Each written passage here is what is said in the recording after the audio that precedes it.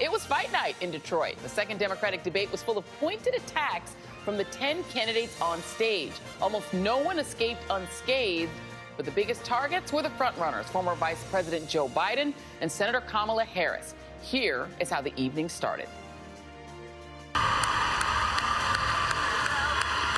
Cozy on me, kid. How you doing? You good?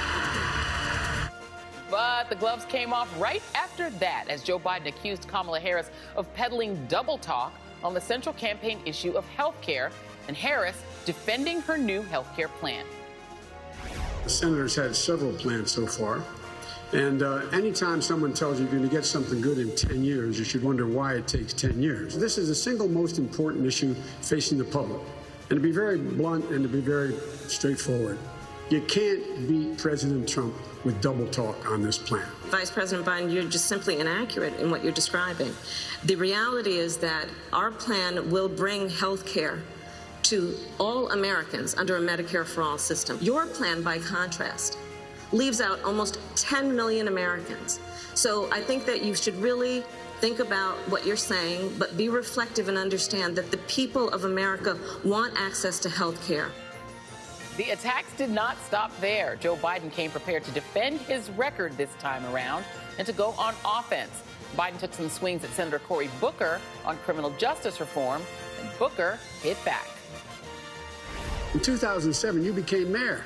You had a police department you went out and you hired Rudy Giuliani's guy. You engaged in stop and frisk. You had 75% of those stops reviewed as illegal. Mr. Vice President, there's a saying in my community, you're dipping into the Kool-Aid and you don't even know the flavor. You need to come to the city of Newark and see the reforms that we put in place. The New Jersey head of the ACLU has said that I embraced reforms, not just in action, but in deed. Sir, you are trying to shift the view from what you created. Some of the most striking and potentially damaging attacks on the frontrunners came from the candidates who had the least to lose, those polling at the bottom of the pack. Senator Harris says she's proud of her record as a prosecutor and that she'll be a prosecutor president, but I'm deeply concerned about this record.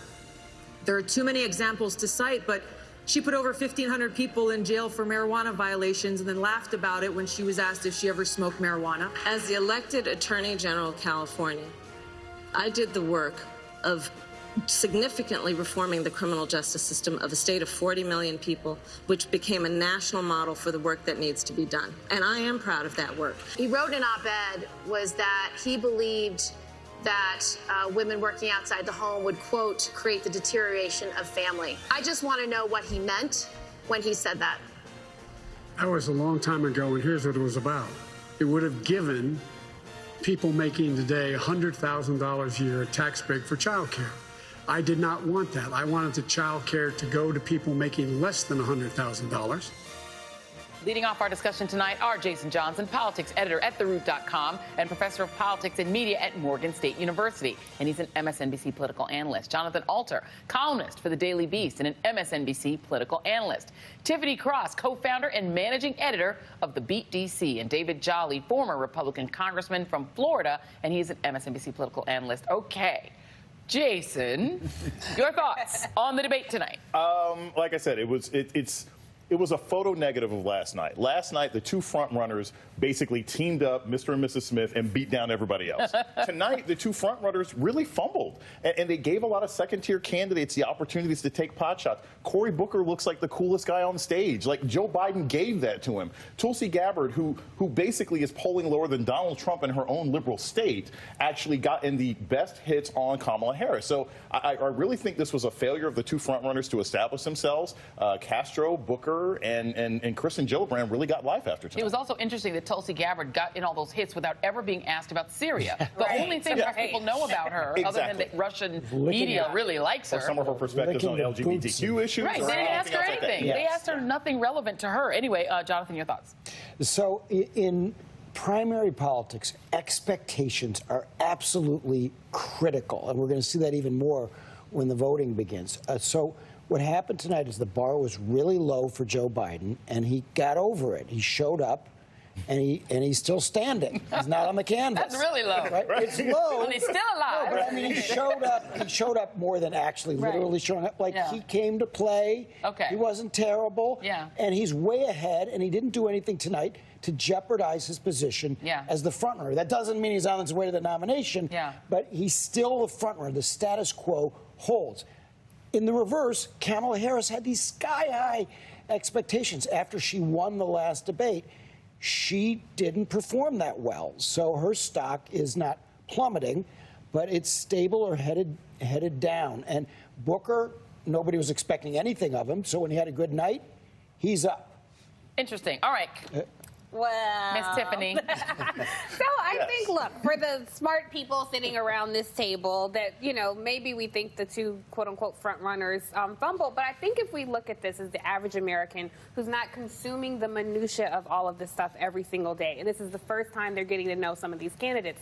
So when you have some of these wonky conversations, like on health care, the exchange between Senator Harris and Biden on that, like, yeah, we could probably pick that apart, but for the average person who doesn't really know that, it really did look like she understood her policy, like she was ready for those, you know, punches, and she was hitting back. I do take your point, Jason. I need to write this. Are we recording this? I need this recorded. Okay. It's being recorded, don't worry.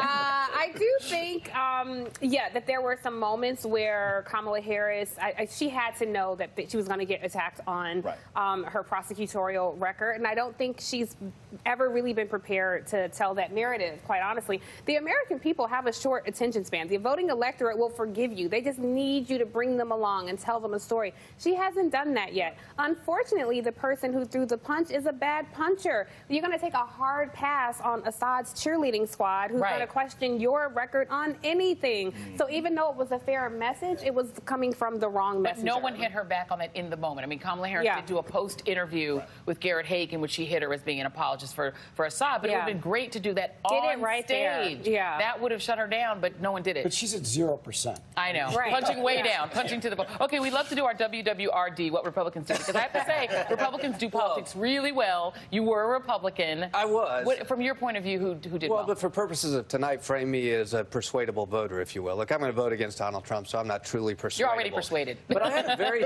yeah, I'm already persuaded. I had a very different take on this.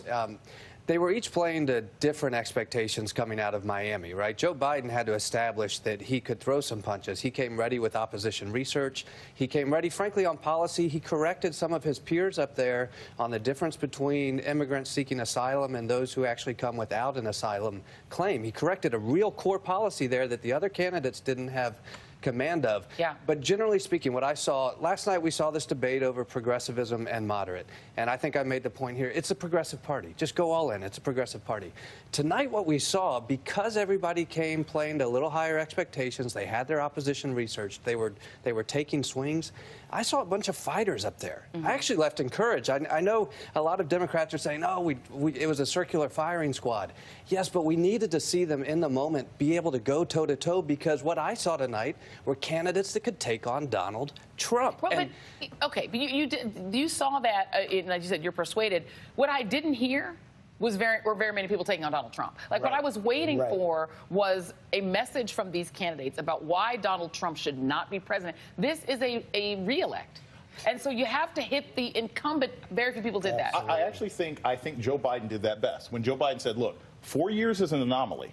8 years of this guy, our country's screwed. And I thought, I was like, if this is actually one of the best arguments that any Democrat can make. We can't let this go on. If you think this is a problem, I'm the one who can solve it. And if I can't do it, certainly no one else on this stage can. So it is the best way to do that then. But and Kamala Harris, I think, in her closing remarks was outstanding as well. But can you make that argument when the debate you're actually having is on the minutia of your particular health care plan? This was my problem with both of these debates, is that it was like they were arguing about stuff that's not really very relevant to the viewers. Prompted, by the way, the questions. By the way, there were a lot of, there were a lot of viewers who were Republicans and independents. They needed to prosecute Trump in these debates, show who brings the best chops to actually summarize the case against Trump, and accept at the very end in their summations they weren't doing that. They were off on these tangents. They weren't on job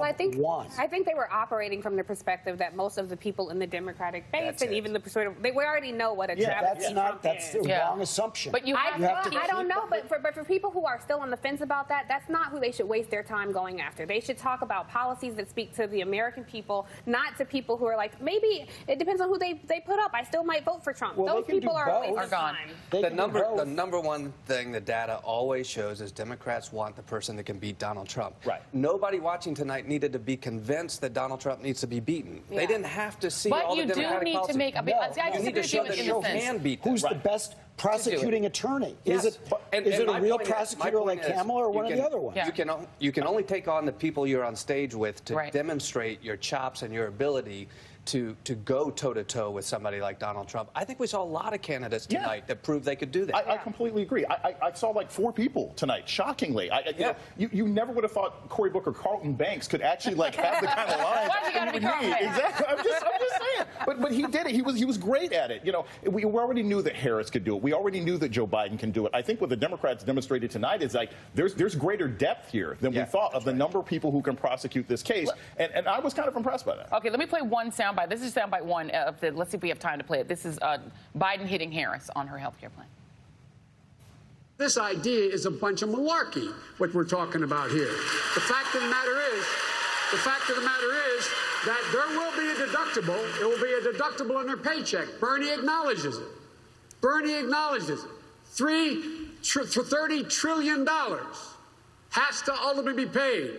And I don't know what math you do in New York. I don't know what math you do anywhere in California, but I tell you, that's a lot of money. And there will be a deductible. The deductible will be out of your paycheck because that's what will be required. Maybe it's a benefit that basically Joe Biden previewed what the Republican message is going to be about any of the Democrats if they want Medicare for all, right? Because that is going to be the argument. It's going to be out of your paycheck. It's going to be $30 trillion. We don't know if that's the right number or whatever. That's the number he said. But that will stick with people, that amount of money. Yes. It will, but understand in a climate where Republicans have lost all conviction and credibility on fiscal responsibility. So the notion of how things get paid for really doesn't matter.